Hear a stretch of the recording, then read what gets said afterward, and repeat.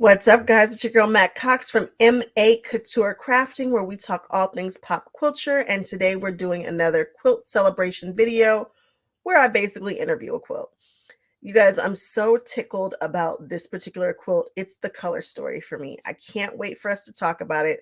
So let's go on ahead and jump into it really quickly. There it is in all of its glory.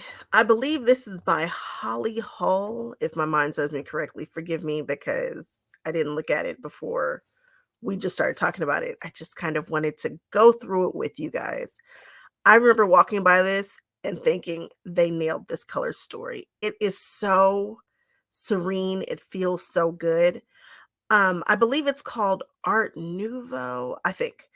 So let's go on ahead and take a closer look at it. I know that it's at a weird angle, but that's because they have the three quilts. So I couldn't get directly in front of this one, which I just hate because it is stunning. I also love the size of this quilt. You guys can see that this quilt goes all the way to the ground, which probably makes it a large queen. Look at how far wide it goes.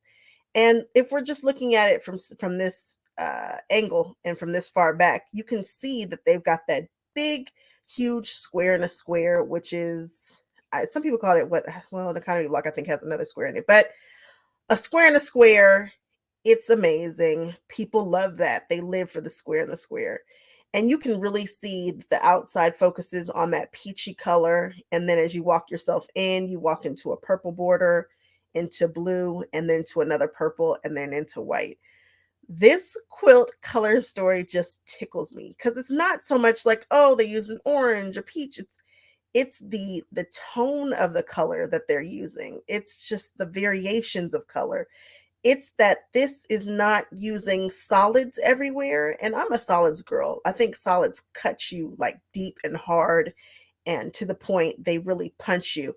But when you have a pattern that breaks up that solid, it can give you a different feeling. It comes off a little bit lighter, I think. And this quilt does give me a kind of a serene feeling. It doesn't feel like it's trying to punch me in the face with color. It's like it wants to kind of hug me in color as opposed to just screaming it at me. And yet still it's striking. It's definitely the kind of quilt where if you're walking by it, you're going to kind of see it, you know, it's going to stop you and say, hey, look at me. And this quilt is about applique work. A lot of these shapes were achieved through applique and some piecing. You can see the flying geese and whatnot. But let's go on ahead. Let's take a deeper look into this because it is absolutely gorgeous. So here we can see that we've got this center mark, and this is where we are going to start all of our applique. At least that's what we're going to look at it. We're going to start from the center.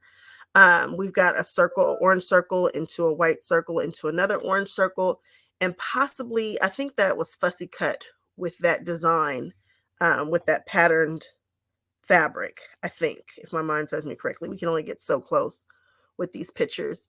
Going forward, I'm going to take some better detail shots if I can get close to the quilts. Anyway, let's look at just the design elements. We'll get to the quilting in a moment. We've got this U shape that kind of gives you a kind of a tulip kind of vibe, right?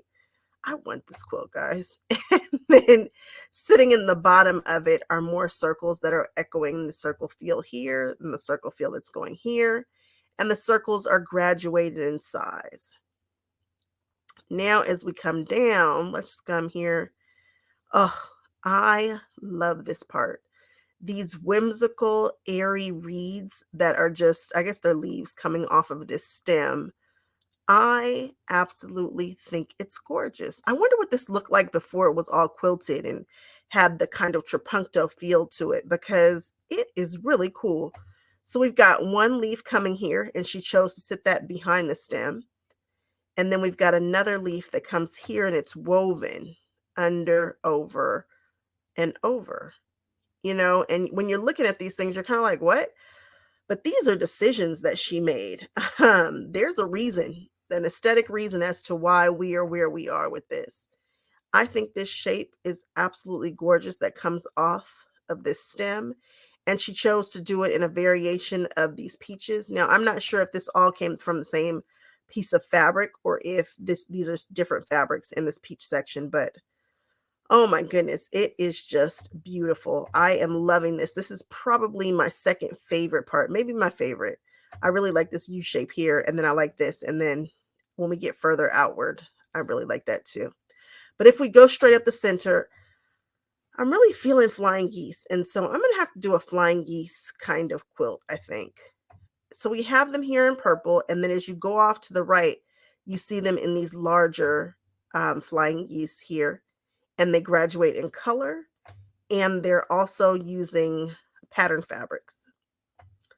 So then as we come down some more, this alone, just this chunk here could be its own quilt. I mean, it is just such a just a beautiful dynamic going into the another square and a square and a square. I think this is an economy block here because there's another square in the center. And we have the half square, half the flying geese pointing toward it. Again, more of this color graduating out, but staying consistent around the economy block.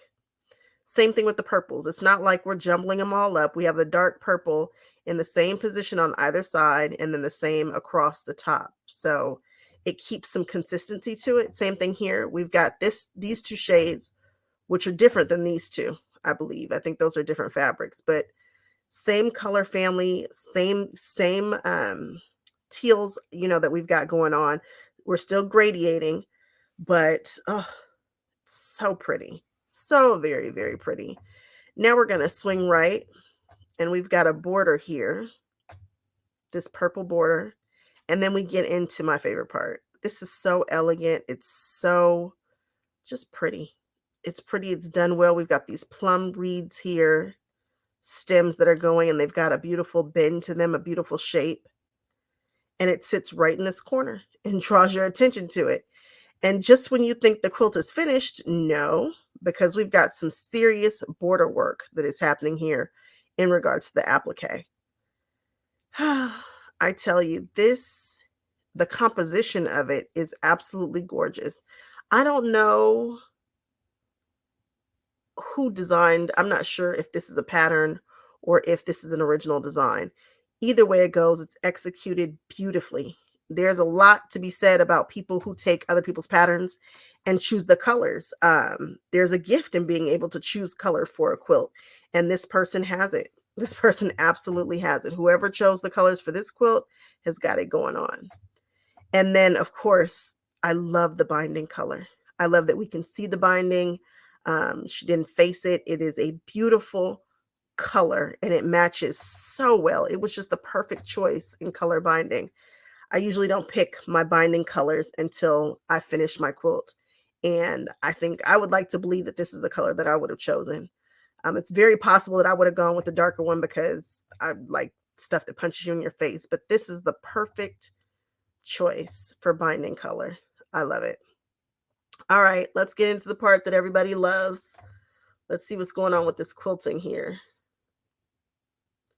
Let's see if we have something that comes in a little closer.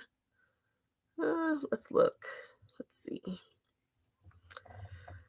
All right. So starting from the center, we're going to echo this shape. We're going to connect the dots. And then in the center, we're doing straight line quilting.